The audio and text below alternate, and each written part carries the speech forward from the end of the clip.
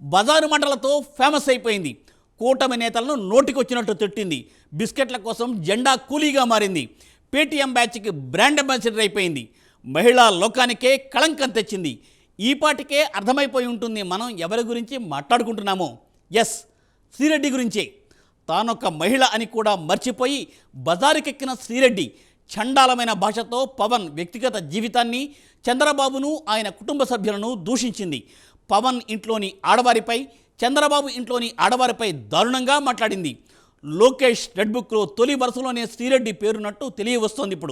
ఇప్పటికే వైసీపీ ఓడిపోయాక గతంలో ఆ పార్టీలో ఉండి ఎగిరెగిరి పడిన వారు ప్రస్తుతం అజ్ఞాతంలోకి వెళ్ళిపోతే శ్రీరెడ్డి మాత్రం ఇంకా వివాదాస్పదమైన కామెంట్లు చేస్తూనే ఉంది. అయితే లేటెస్ట్ టెక్నాలజీ ఉపయోగించి శ్రీరెడ్డి ఆచూకీని కనుక్కునే పనిలో పోలీసులు ఉన్నట్లు ఇప్పుడు సమాచారం. మరి నేడో రేపో శ్రీరెడ్డి అరెస్టు కూడా తప్పదా?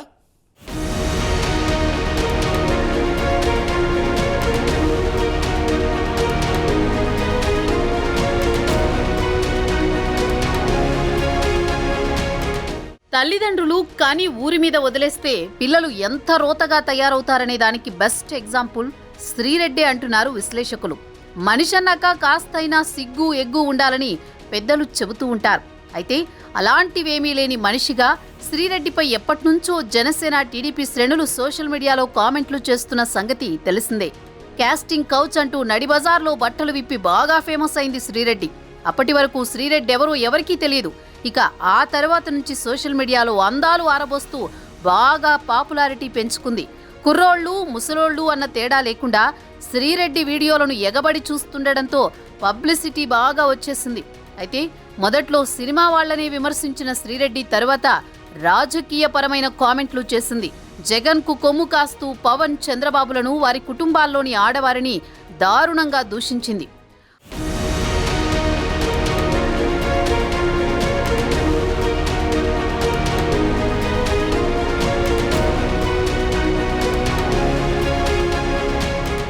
వైసీపీ విసిరే బిస్కెట్లకు ఆశపడి అదే పనిగా మొరుగుతూ చెలరేగిపోయిన అనేక మంది కూలీలలో శ్రీరెడ్డి కూడా ఒకరు అన్నది జనసేన శ్రేణులు చెబుతున్న మాట.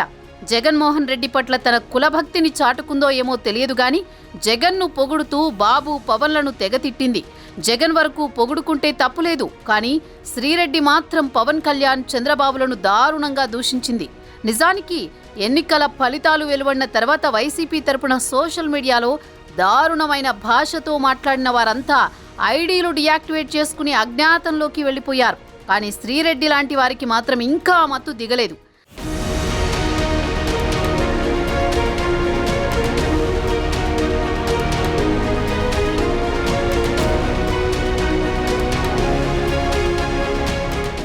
శ్రీరెడ్డి మాటలను వింటే ఎవరైనా చీ కొట్టాల్సిందే. అంత నీచంగా, అంత దారుణంగా ఉంటాయి ఆమె మాటలు.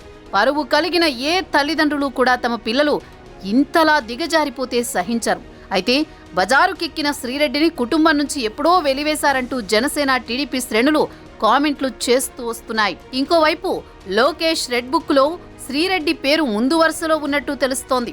అయితే తెలుగు రాష్ట్రాల్లో కాకుండా ఎక్కడో మద్రాసులోనో లేదంటే బెంగళూరులోనో ఉంటూ వీడియోలు చేస్తూ సోషల్ మీడియాలో పెడుతున్నట్టు సమాచారం ఉన్నా గత ప్రభుత్వంలో పవర్స్ లేకపోవడంతో అటు తెలుగుదేశం గాని, ఇటు జనసేన గాని శ్రీరెడ్డిని ఏమీ చేయలేకపోయాయి.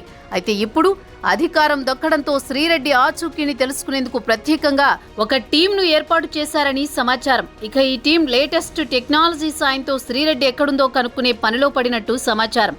1-2 రోజుల్లోనే శ్రీరెడ్డి ఎక్కడున్నా సరే లాక్కొచ్చి శిక్షించేందుకు రంగం సిద్ధమైందని రాజకీయ వర్గాల్లో చర్చ జరుగుతోంది.